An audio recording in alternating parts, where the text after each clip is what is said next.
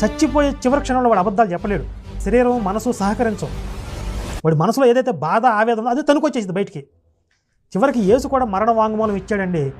దేవుడు నన్ను మోసం చేశాడు, నేను ఇశ్రాయేలీలకి రాజునవుతానని ఒక ప్రవక్తని నన్ను వీళ్ళందరూ కూడా గౌరవిస్తారనుకుంటే వీళ్ళ చేతుల్లోనే నన్ను కొట్టి చనిపోయేలాగా చేశాడే, దేవుడు నన్ను మోసం చేశాడు అని చెప్పి తన యొక్క ఆవేదనని వెళ్ళగక్కాడండి యేసు.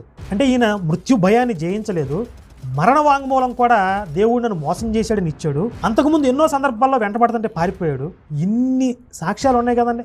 ఇవన్నీ జరిగాక ఆయన మరణాన్ని జయించి తిరిగి లేచి ఎలా నమ్మాలండి? అదే మీకు ఇటు హిందుత్వంలో తీసుకోండి, అసలు దేవుడి దాకా అవసరం లేదు. చాలామంది యోగులు వాళ్ళ మరణ సమయంలో చాలా ప్రశాంతంగా గంభీరంగా ఉంటారండి.